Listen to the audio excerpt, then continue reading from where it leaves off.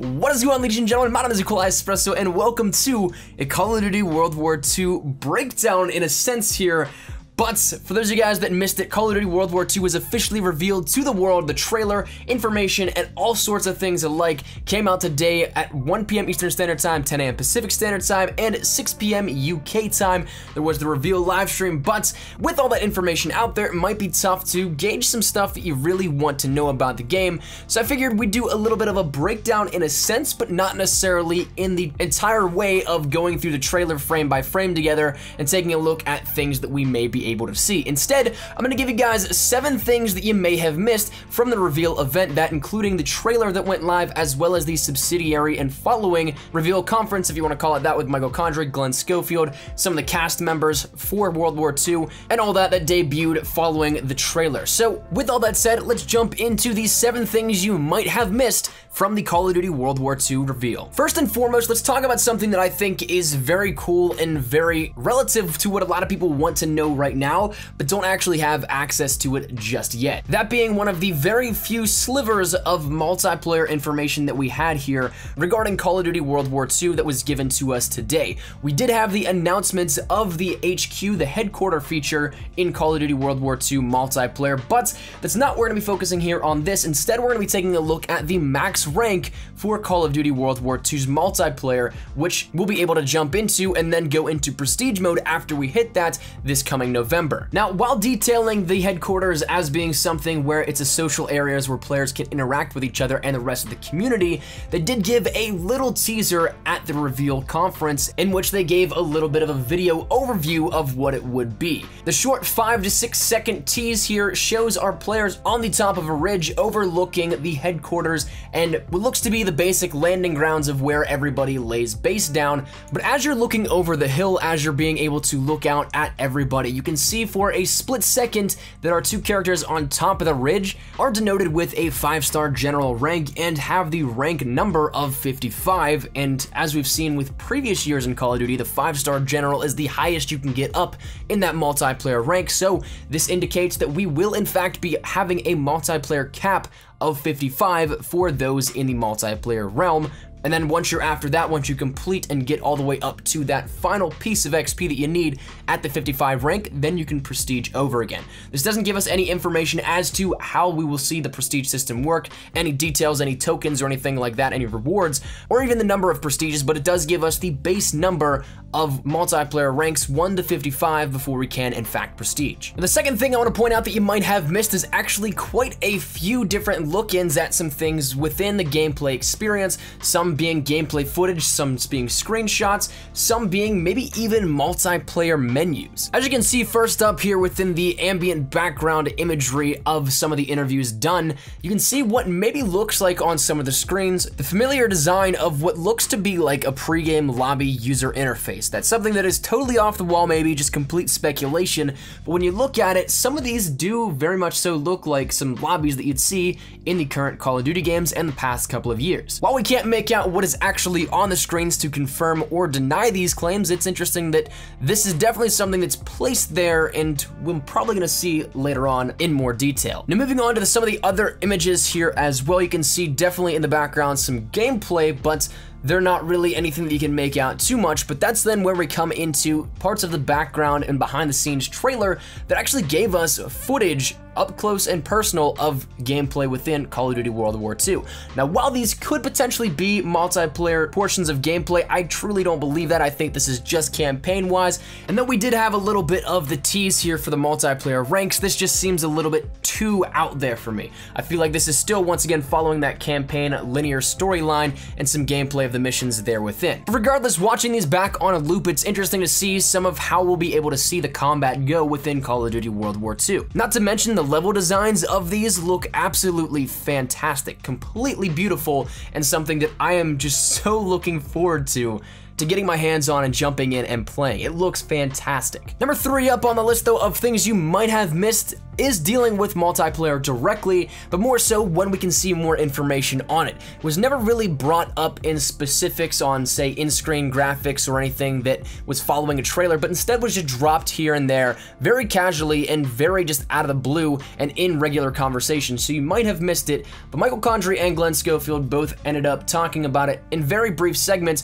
in which they mentioned that E3 will be the home for the debut of multiplayer. That is something that takes place in Los Angeles, California on June 13th to June 15th, and the multiplayer trailer and gameplay will be showcased there as well, and it's very possible that you can actually get your first hands-on experience with the game as it goes live at E3. E3 is open to the public this year, and Activision does have their own booth at E3 this year. Previously, the past couple of years, Call of Duty just piggybacked off the PlayStation 4 booth, but with Activision now having their own booth, it's very possible it could be open to the public to play a very early access version of Call of Duty World War II. But that's something that is sheer speculation and at this moment has nothing to confirm it. But moving on to the fourth thing that you might have missed, one thing that has been talked about is our characters within Call of Duty World War II, but one thing that not many people have picked up on is that during the campaign trailer, we can see on some of the sleeves a patch with the red 1 logo on it, and even at the very end, we get the warm welcome saying, "Welcome to the Bloody First," that denoting the 1st Infantry Division, aka Big Red 1.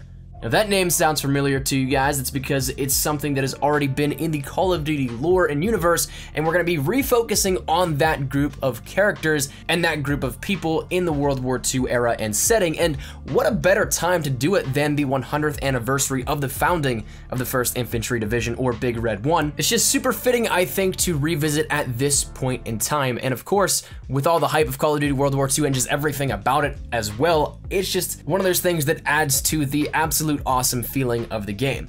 Now, number 5 here up on this list actually deals with the co-op mode, something that we speculated for some time here since we did get some information talking about a brand new mode within Call of Duty World War II as some of the marketing material suggested, and we actually did get a full confirmation as to what it would be.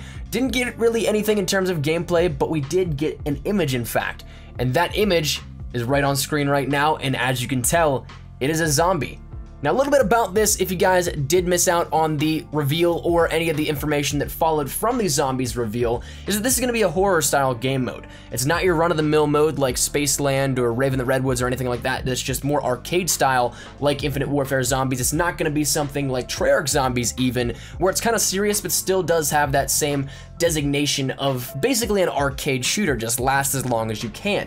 This is going to be an entirely brand new story mode, and it's supposedly going to be a horrific experience. Schofield said that this was their first horror game in years. For those of you guys that don't know the background of Sledgehammer, they made Dead Space, which was a fantastic game that really played on your nerves, and in that sense of paranoia horror, that is something that is going to be awesome to see how that transfers over to this, but it's going to end up following the Third Reich's desperate attempt to create an army, and I'm actually going to have a really interesting story theory video on this tomorrow, I think, because I got some cool ideas on what I think this could in fact be. But Zombies is in fact the 3rd game mode here at this year's title, and it's going to be something completely different than what we're used to, and I'm really looking forward to it. Number 6 here up on this list, though, of things you might have missed from the reveal actually deals a little bit with some classics coming back into Call of Duty World War II.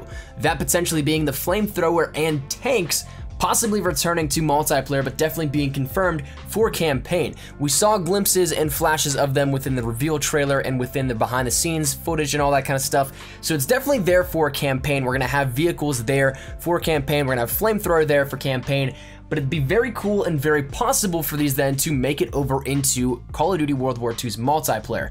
With the scope and the power now of these current generation consoles being much more powerful to hold everything content-wise within the game that is already in the base, there's definitely enough power and room to be able to put these sorts of moving vehicles and things alike within the current generation consoles. 360s and PlayStation 3s, trying to compensate for everything on top of that and then adding that in, it probably would have been just too much of a burden for developers and even maybe the console hardware, but nowadays it's probably very possible. So it's very possible that we do see these flamethrowers and tanks possibly returning in multiplayer for Call of Duty World War II. But the very final thing, the last thing that we want to talk about here today, actually deals with the trailer overall. One thing that you might have missed at the very beginning is that it says that it is in-game engine footage that is being used, which is a major step up, because if you looked at those graphics from the campaign trailer, that was ridiculous. So what this means though is that there's no pre-rendered cinematics for this trailer. This was all things that we can expect to look like or relatively like,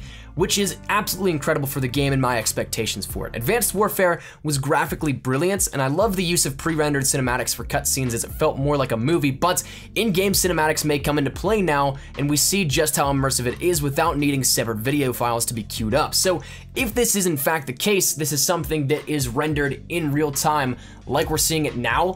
That's just absolutely incredible. It says a ton on the development process. It says a ton on what we can expect for the graphics overall, for the gameplay wise, and it just looks to be absolutely beautiful. And I can't say it enough about that. And that's where we're gonna wrap it up, because that point in itself, I think, is just such a jaw-dropping thing that I'm gonna leave it at that. So that said, that's where we're gonna wrap it up. That's 7 things here that you guys might have missed from the reveal for Call of Duty 2017. Once again, I just wanna do a little bit of a mix-up here in terms of a breakdown, because going through frame by frame of this trailer really wouldn't have warranted too much information other than what we saw here. That's something you could pretty much see everything that we're going to, but I wanted to give you guys some information that you might not have caught from the following conference that was after the reveal trailer that you might not have seen if you're just seeing the trailer on YouTube or things like that. So hopefully you guys did enjoy, and if you did, make sure you drop a like down below. And of course, if you guys are hyped for Call of Duty World War II, make sure you drop a like down below. Leave your thoughts down there in the comment section down below as well. What are you guys excited for the most